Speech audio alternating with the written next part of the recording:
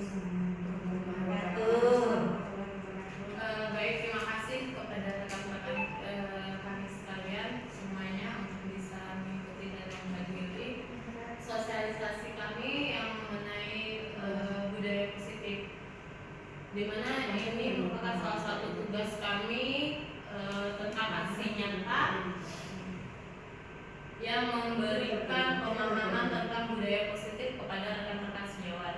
Selanjutnya untuk Ibu Dwi mungkin langsung memberikan pemahaman atau sosialisasi tentang budaya positifnya. Pada Ibu Dwi kami persilakan.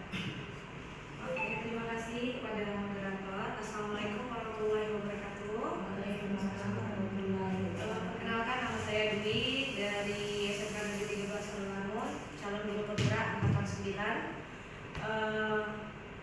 Hari ini rekan-rekan sekalian dikumpulkan di sini, yaitu untuk tugas modul 1.4, yaitu aksi nyata tentang budaya positif.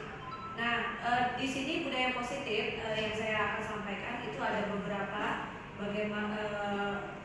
beberapa budaya positif yang akan saya kembangkan untuk kedepannya di SMK Negeri 13 Selungamun ini. Oke, kita akan melihat slide-nya.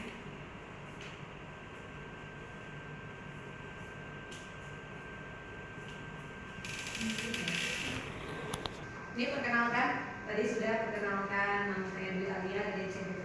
Oke, untuk kenapa saya ambil kesimpulan terlebih dahulu? Karena sebelum kita membahas kedepannya, kesimpulan adalah di mana saya ingin mengembangkan budaya positif ini ya. Kesimpulan mengenai peran saya dalam menciptakan budaya positif di sekolah. Nah, ini yang akan saya kembangkan untuk kedepannya di SMK Negeri 13 Selungamun.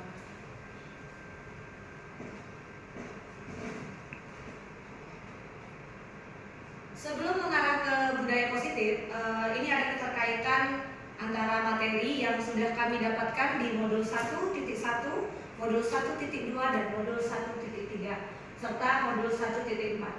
Untuk keterkaitan ini ada saling menyambung seperti rantai makanan antara modul 1, modul 2, modul 1.2, modul 1.3, dan modul 1.4. Nah, di sini yang saya akan jelaskan yaitu di modul 1.4. Tetapi kita tidak akan melupakan yang namanya modul 1.1, yaitu filosofi pemikiran Ki Hajar Dewantara.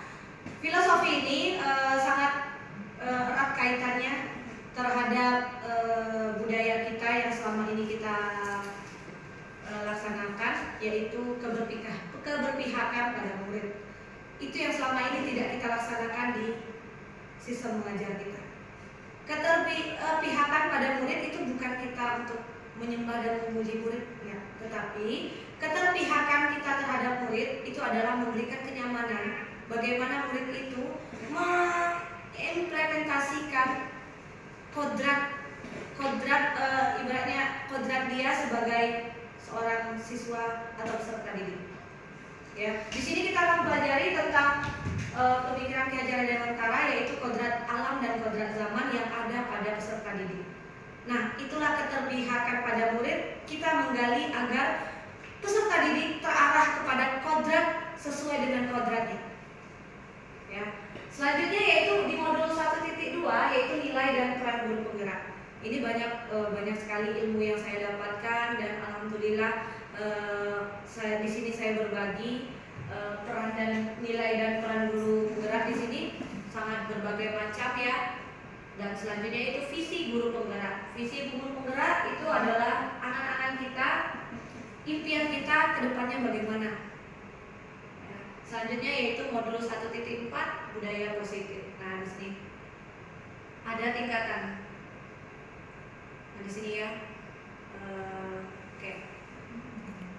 Filosofi Ki Hajar Dewantara yang berada di titik 1.1 tadi, yaitu pendidikan adalah menuntun segala kekuatan kodrat. Nah, yang saya jelaskan tadi, menuntun siswa kita serta didik kita untuk menemukan kodrat alam dan kodrat zamannya. Ya. Selanjutnya yaitu pendidik menghambakan pada murid. Menghambakan pada murid itu bukan kita nurut sama murid, bukan ya kita ibaratnya sujud dengan murid, bukan, tetapi kita keberpihakan sehingga mereka bisa mengeluarkan ibaratnya inovasi mereka, kreatif mereka, prestasi mereka dengan bakat dan minat serta kemampuannya. Ya. Nah ini ada di Ki Hajar Dewantara itu guru ibarat petani, yaitu petani yang mempunyai lahan. Petani tersebut menanam biji benih padi dengan perawatan, dengan pupuk, dengan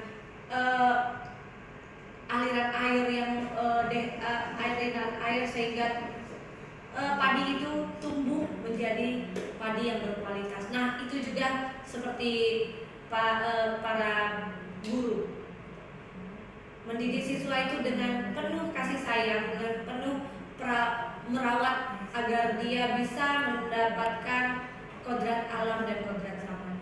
Oke, selanjutnya kita lanjutkan. Ini peran guru penggerak. Nah, nilai dan peran guru penggerak yaitu yang pertama yaitu mandiri, reflektif, inovatif, kolaboratif, berpihak pada murid ya. Nilai guru penggerak serta peran guru penggerak yaitu menjadi pemimpin pembelajaran, menjadi coach bagi guru lain, mendorong kolaborasi, mewujudkan kepemimpinan murid dan mengarahkan komunitas praktisi. Nah, yang saya laksanakan di sini ya peran guru penggerak menjadi coach bagi guru lain. Ya. Selanjutnya, nah ini ada visi guru penggerak yaitu pada tahap bagja. Visi guru penggerak yaitu mewujudkan suatu perubahan. Ini adalah visi yang sudah dirancang oleh guru penggerak dan tahapan-tahapan yang akan kita ambil untuk menggali, untuk mencapai impian visi kita, yaitu membuat pertanyaan, ambil pelajaran, gali mimpi, jabarkan rencana atau eksekusi. Itu tahapan bagja adalah tahapan di mana kita merancang visi kita agar tercapai untuk kedepannya. Nah, sekarang kita akan masuk ke intinya yaitu budaya positif. Nah, budaya positif di sini berdasarkan penerapan tahapan bagja tersebut akan muncul kebiasaan positif di sekolah yang kita kenal dengan budaya positif. Budaya positif ini terdiri dari yang namanya disiplin. Kita menjalankan tugas kita sesuai dengan tupoksi kita. Terus juga kita menjalankan tugas kita dengan amanah apa yang sudah diberikan kepada kita. Itu ya, budaya positif ini akan menimbulkan rasa aman dan nyaman pada murid dalam proses pembelajaran. Budaya positif juga dapat mendorong murid untuk mampu berpikir, bertindak, dan menciptakan sebagai proses memerdekakan dirinya sehingga murid lebih mandiri dan bertanggung jawab. Budaya positif itu berawal dari kita terlebih dahulu.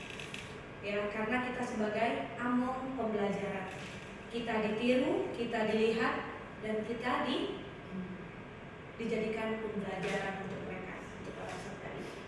Oke, selanjutnya yaitu refleksi pertanyaan untuk budaya positif, pemahaman atas keseluruhan materi modul budaya positif. Nah, di sini ada budaya positif itu kita akan mengetahui tentang apa kebutuhan dasar, disiplin positif, nilai kebajikan dan keyakinan kelas, posisi kontrol, kebutuhan dasar, dan segitiga restitusi. Jadi kelima ini adalah tahapan di mana kita akan menuju ke budaya positif tadi. Yang pertama disiplin positif. Disiplin positif merupakan pendekatan pendidikan anak untuk melakukan kontrol diri dan pembentukan kepercayaan diri. Selanjutnya yaitu nilai kebajikan dan keyakinan kelas. Nah, ini yang akan kita laksanakan yaitu keyakinan kelas. Jadi sehingga ketika kita melaksanakan pembelajaran, kita sudah punya keyakinan kelas dan siswa pun sudah tahu keyakinan kelas yang harus dipatuhi ketika kita belajar itu apa. Ya. Selanjutnya yaitu posisi kontrol. Nah, posisi kontrol ini terhadap kita. Apakah kita sebagai pemberi hukuman? Apakah kita sebagai pembuat rasa bersalah? Apakah kita sebagai teman untuk siswa? Dan apakah kita sebagai pemantau serta manajer? Selanjutnya yaitu kebutuhan dasar. Nah, kebutuhan dasar ini untuk bertahan hidup, perlunya kasih sayang dan rasa diterima. Nah, ini yang dirasakan sama peserta didik kita ya. Ada rasa kasih sayang terhadap mereka dan penguasaan kebebasan kesenangan. Selanjutnya yaitu segitiga restitusi. menstabilkan identitas, validasi tindakan yang salah, menanyakan keyakinan. Segitiga restitusi adalah ketika terjadi pelanggaran keyakinan kelas. Contohnya, kita membuat keyakinan kelas dalam kelas ini, yaitu tidak boleh memegang handphone ketika kalau tidak disuruh gitu ya, kalau tidak diperintahkan. Tetapi ada siswa yang melanggar. Nah, akan ada yang namanya segitiga restitusi untuk menyelesaikan dari permasalahan pelanggaran keyakinan kelas tadi.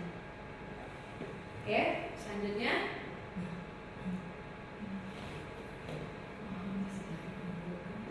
Sini ya. Perubahan apa yang terjadi? Perubahan apa yang terjadi?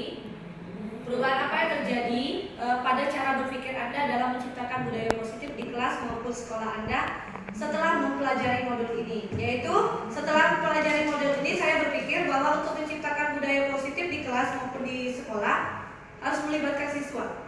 Harus melibatkan siswa karena siswa adalah tombak dari pembelajaran. Kalau nggak ada siswa nggak mungkin kita bisa belajar kan? Dan kita tidak akan bisa melaksanakan pembelajaran kalau tidak ada siswa. Nah, di sini dalam perencanaan hingga pelaksanaan budaya positif dengan harapan mewujudkan kelas atau sekolah yang nyaman, aman, positif berdasarkan keyakinan kelas atau sekolah yang diyakini bersama. Nah, di situ ada juga perubahan lainnya bahwa posisi kontrol saya yang selama ini saya gunakan yaitu saya kurang mewujudkan disiplin, ya.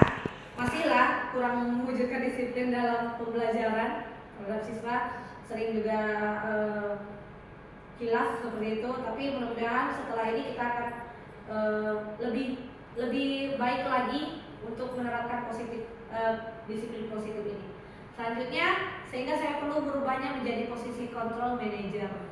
Dan saya juga sering menjadi seorang guru yang penghukum. Padahal di dalam budaya positif itu penghukum tidak dibolehkan, tetapi dirubah menjadi manajerial. Oke, selanjutnya yaitu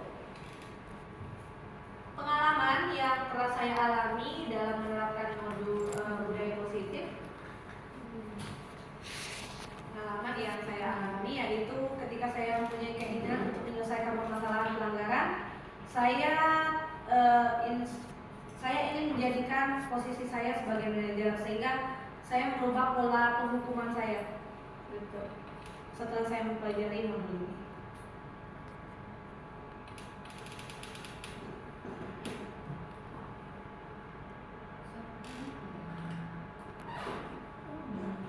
Bagaimana perasaan Anda ketika mengalami hal-hal? Baiklah, demikian hasil diskusi kita hari ini ya, Bapak Ibu sekalian, bahwa seandainya itulah materi-materi yang sudah kami pelajari selama beberapa minggu atau beberapa bulan ini, dari mulai kita mengenal tentang filosofi Ki Hajar Dewantara, kemudian kita belajar tentang posisi diri, kemudian juga ada yang namanya disiplin positif. Nah, diharapkan nanti dengan penyampaian yang sudah disampaikan ini, mudah-mudahan nanti teman-teman dan bapak-bapak atau ibu-ibu sekalian juga bisa ikut berpartisipasi dalam menerapkan budaya positif kita ya. Cukup hari ini, cukup sekian.